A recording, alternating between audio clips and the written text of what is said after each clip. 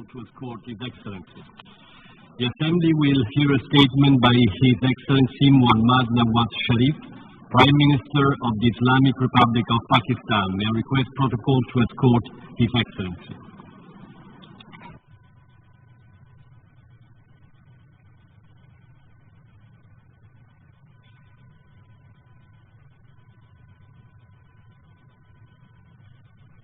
I have great pleasure in welcoming the Prime Minister of the Islamic Republic of Pakistan, His Excellency Muhammad Nawaz Sharif. I invite him to address the General Assembly. Mr. President, Excellencies, distinguished delegates, ladies and gentlemen, we congratulate Mr. Morgans Likhatov for his election as President of the 70th session of the UN General Assembly. It is acknowledgement of your distinguished career in public service. We share your commitment to action towards building a more just and stable world. We also pay tribute to Mr. Sam Kutesa for his able stewardship of the 69th session. Mr. President, 70 years ago, the United Nations were created for the ruins of the most devastating war the world has witnessed.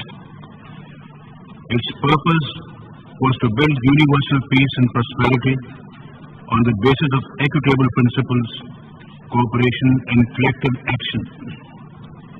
Despite the constraints of the Cold War, the United Nations served the international community as a beacon of hope, the repository of freedom, and advocate of the oppressed, a vehicle for development and progress. But we, the peoples of the United Nations, have not succeeded in beating our arms into plowshares or promoting universal prosperity and larger freedoms. Confrontation is recurrent between major powers at a time when many parts of the world are in turmoil. Terrorism is spreading. Poverty and deprivation have yet to be overcome. Gross violations of human rights are rampant. We are witnessing human dislocation, refugees and forced migrants on a scale not witnessed for over half a century. Our very existence is threatened by the wanton damage done to our planet's life-sustaining systems. Yet, Mr. President, this is also a moment of opportunity. Today, our interdependent world possesses the financial, scientific, and organizational capabilities to address these diverse and interrelated challenges that pose a common threat to all member states. At the historic summit over the weekend, we have collectively committed ourselves to achieve 17 Sustainable Development Goals to promote equitable and inclusive development for all our peoples. The real challenge remains to mobilize the collective political will and resources to ensure the comprehensive implementation of the agenda we have solemnly endorsed.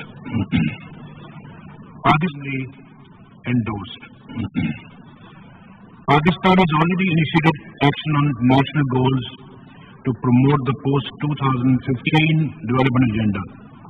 We are also creating a robust mechanism for the monitoring and implementation of these goals and targets.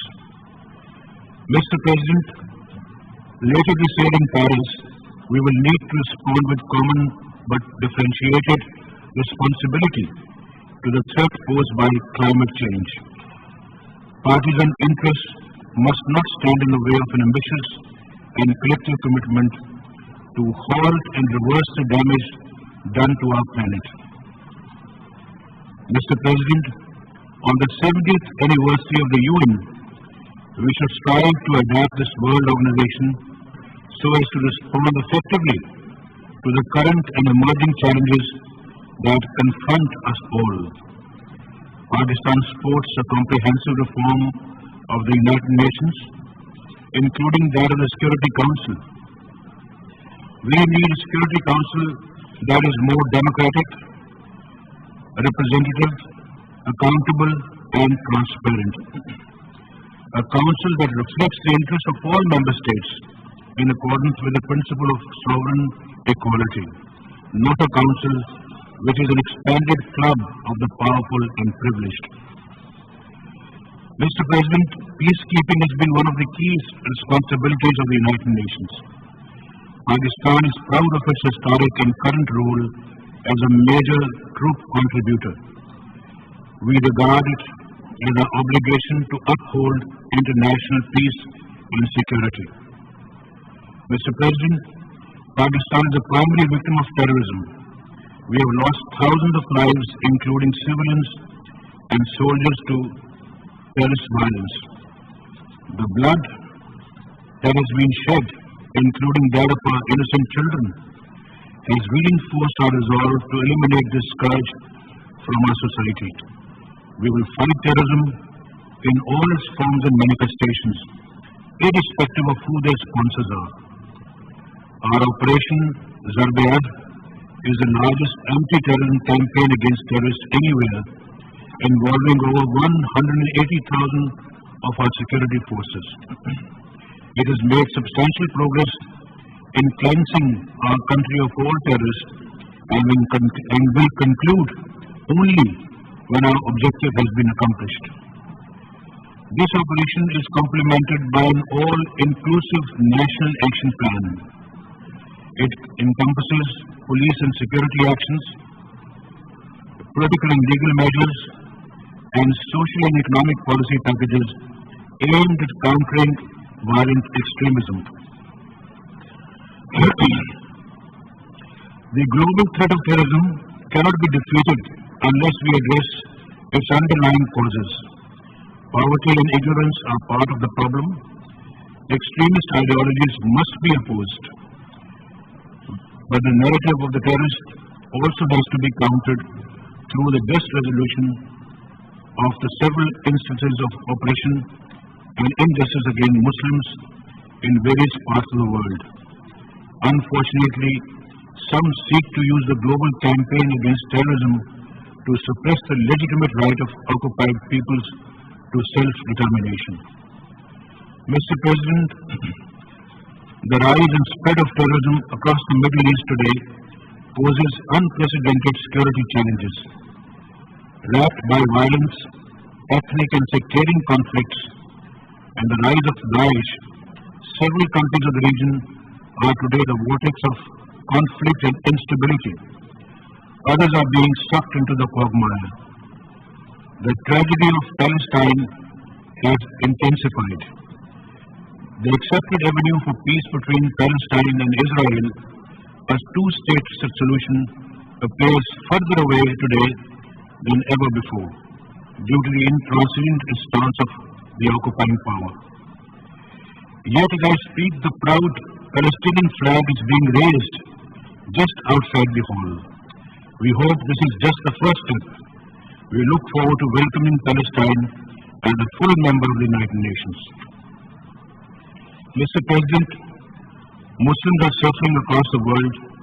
Palestinians and Kashmiris oppressed by foreign occupation, persecuted minorities, and the discrimination against Muslim refugees fleeing persecution or war. The international community must redress these injustices against the Muslim people. Mr. President, we welcome the comprehensive nuclear agreement reached between Iran and the P5+1. This shows what diplomatic engagement and multilateralism can achieve. It augurs well for the peace and security of our region and beyond. Mr. President, Pakistan-Afghanistan relations underwent a positive transformation under the advent of the National Unity Government in Kabul. In response to the request from the Afghan government and with the support of the international efforts to facilitate the process of Afghan reconciliation, dialogue did open between the Afghan government and the Taliban, which was an unprecedented first. But it was unfortunate that certain developments stalled the process. Thereafter, militant attacks intensified, which we unequivocally condemn. Pakistan will persist in the endeavor to help resume the dialogue process and promote peace and stability in Afghanistan. We can, however, do so only if we receive the required cooperation from the Afghan government. Tensions between Afghanistan and Pakistan are in neither country's interest. We are encouraged that the international community, including the major powers, desire continuation of the peace process in Afghanistan. Mr. President, Pakistan, our region. We welcome China's vision of one belt, one road. The China-Pakistan Economic Corridor, announced during President Xi's visit to Pakistan earlier this year, will spur regional economic integration and bring prosperity to the entire region and beyond. This is an inspiring model of South-South cooperation that should be emulated. We also welcome Russia's greater focus on Asian cooperation. The Shanghai Cooperation Organization, which Pakistan will be joining this year as a full member, holds great promise for promoting regional connectivity. Mr. President, the history of South Asia is one of the missed opportunities. Among its dire consequences is the persistence of poverty and deprivation in our region. Development is my government's first priority and has underpinned my policy to build a peaceful neighborhood. Our peoples need peace to prosper. Peace can be achieved through dialogue, not disengagement. In 1997, when the composite dialogue was launched with India, our two countries agreed that this would encompass two principal items: Kashmir and peace and security, along with 6 other issues, including terrorism. The primacy and urgency of addressing these two issues is even more compelling today. Consultations with Kashmiris, who are an integral part of the dispute, are essential to evolving a peaceful solution. Since 1947, the Kashmir dispute has remained unresolved. United Nations Security Council resolutions have remained unimplemented. 3 generations of Kashmiris have only seen broken promises and brutal oppression. Over 100,000 have died in their struggle for self-determination. This is the most persistent failure of the United Nations. Mr. President, when I assumed office of the Prime Minister of Pakistan in June 2013 for the 3rd time, one of my first priorities was to normalize relations with India. I reached out to the Indian leadership to emphasize that our common enemy was poverty and underdevelopment. Cooperation, not confrontation, should define our relationship. Yet today, ceasefire violations along the line of control and the working boundary are intensifying, causing civilian deaths, including women and children. Wisdom dictates that our immediate neighbor refrains from fomenting instability in Pakistan. The two countries should address and resolve the causes of tension and take all possible measures to avert further escalation. That is why I want to use the opportunity today to propose a new peace initiative with India, starting with measures that are the simplest to implement. 1. We propose that Pakistan and India formalize and respect the 2003 understanding for a complete ceasefire on the line of control in Kashmir. For this purpose, we call for UNMOGIP's expansion to monitor the observance of the ceasefire. Two, we propose that Pakistan and India reaffirm that they will not resort to the use or the threat of use of force under any circumstances. This is a central element of the UN Charter. Three, steps must be taken to demilitarize Kashmir. Four, agree to an unconditional mutual withdrawal from Siachen Glacier, the world's highest battleground. And easing of threat perceptions through such peace efforts will make it possible for Pakistan and India to agree on a broad range of measures to address the peril posed by offensive and advanced weapons systems. Pakistan neither wants to nor is it engaged in an arms race in South Asia.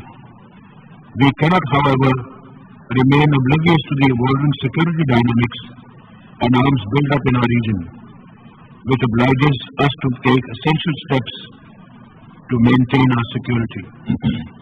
As a responsible nuclear weapon state, Pakistan will continue to support the objectives of nuclear disarmament and non-proliferation. We have maintained the highest standard of nuclear security and have established an effective regime to ensure the safety and security of our nuclear facilities and stocks. South Asia needs strategic stability, and this requires serious dialogue to achieve nuclear restraint, conventional balance, and conflict resolution. Finally, Mr. President, we look forward to playing our part to build a brighter era of peace and prosperity in South Asia. We owe it to our people and to succeeding generations. I thank you, Mr. President.